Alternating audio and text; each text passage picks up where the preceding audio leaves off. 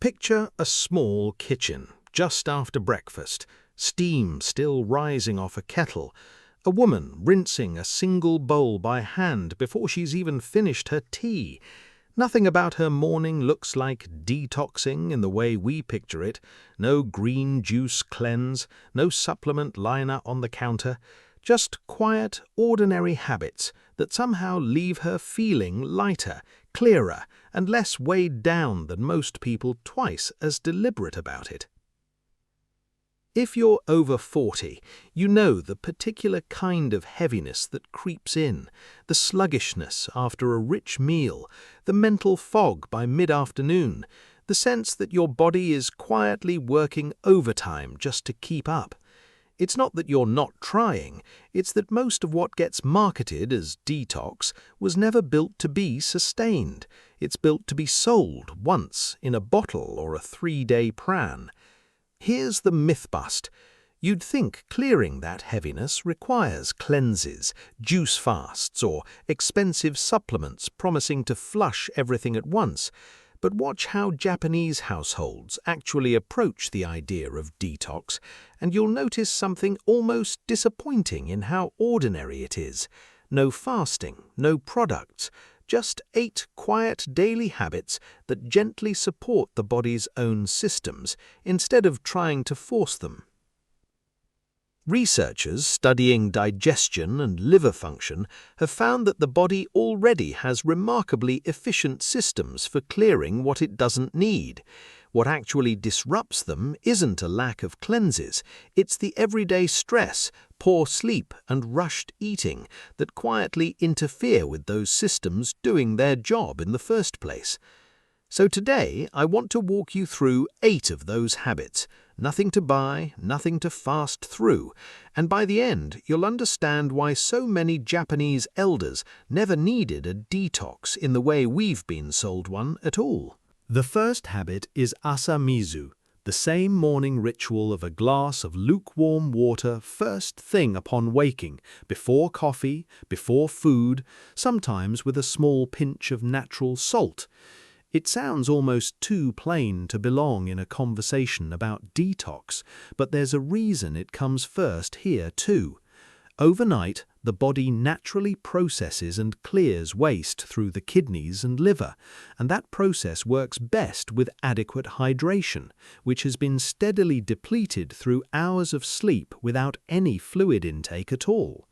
In the West, detox water is often marketed as something special: lemon, cucumber, charcoal, elaborate combinations sold as superior. Asa mizu doesn't need any of that.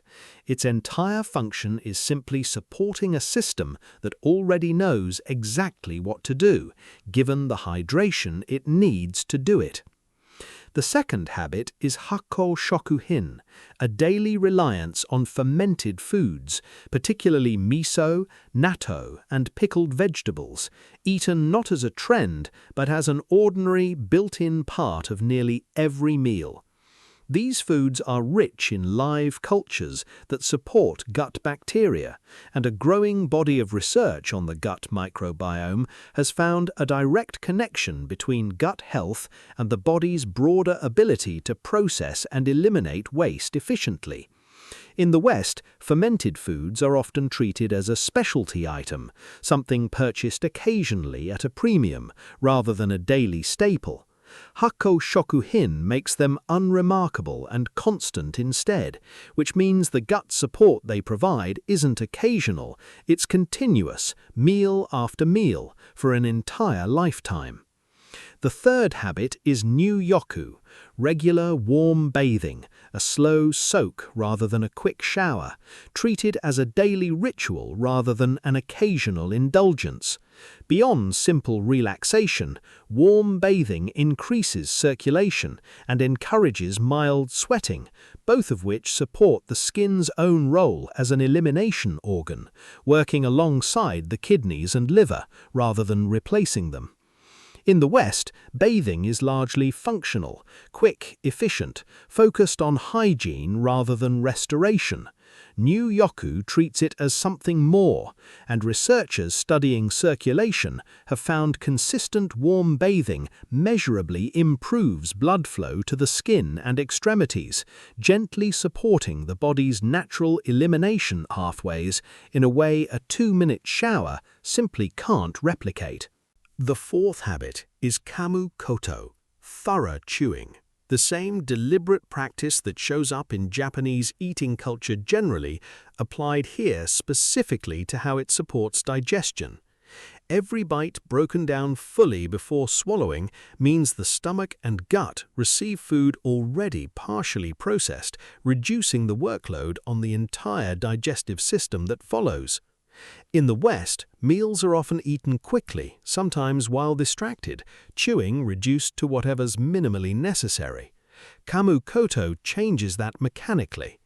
Gastroenterologists studying digestion have found that thorough chewing measurably reduces digestive strain and improves nutrient absorption, which means less undigested material lingering in the gut and less work for the very systems responsible for clearing it.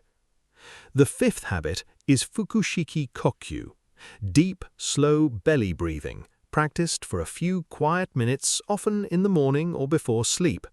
It sounds disconnected from detox entirely, but the lymphatic system, one of the body's primary channels for clearing waste, has no pump of its own the way the circulatory system has the heart. It relies almost entirely on movement and deep breathing to keep fluid moving. In the West, breathing rarely gets conscious attention unless something's already gone wrong. Fukushiki kokyuu treats it as active maintenance instead, and physiologists studying lymphatic flow have found that deep diaphragmatic breathing significantly increases lymph circulation compared to shallow chest-based breathing, which means this quiet habit is quietly doing mechanical work most people never realize their breath is responsible for. And the sixth habit, the one that starts to shift from physical to something more emotional, is called Kokoro no seiri, literally organizing the heart, a nightly practice of briefly reviewing the day's thoughts and feelings before sleep, not to solve them, only to acknowledge them, so they aren't carried forward unprocessed into the next day. In the West, unresolved stress often gets pushed down rather than named, accumulating quietly night after night. Kokoro no seiri interrupts that buildup, and researchers studying stress physiology have found that unprocessed emotional stress keeps cortisol elevated longer than the triggering event itself, which means a body carrying unacknowledged mental clutter is, in a very real sense, carrying a form of toxicity too, just not the kind any cleanse was ever designed to touch. The seventh habit is Shokuji no kansha, gratitude before eating, a brief pause before the meal begins, acknowledging the food itself rather than starting to eat mid-distraction. It's a small transition, but transitions matter more to digestion than people usually assume. The body's parasympathetic system, responsible for rest and digest functions, needs a moment of calm to fully activate before digestion works efficiently. In the West, meals often begin abruptly, mid-conversation or mid-task, with no clear signal to the body that eating is even starting.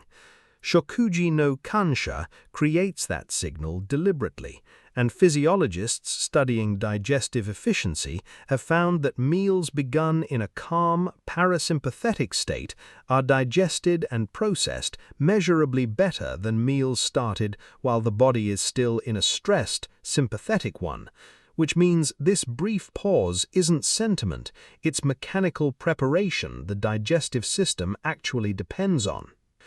And the eighth habit, saved for last because it underlies everything else on this list, is called ma wo toru, deliberately taking a pause, several times through the day, doing nothing at all for just a few minutes at a stretch. Not resting in front of a screen, not switching tasks, simply stopping. It sounds like the opposite of an active habit, but the body's major detox organs, the liver especially, do the bulk of their processing work during low-stress states, not high-stress ones. In the West, rest is often treated as something earned only at the end of a long day, if it happens consciously at all.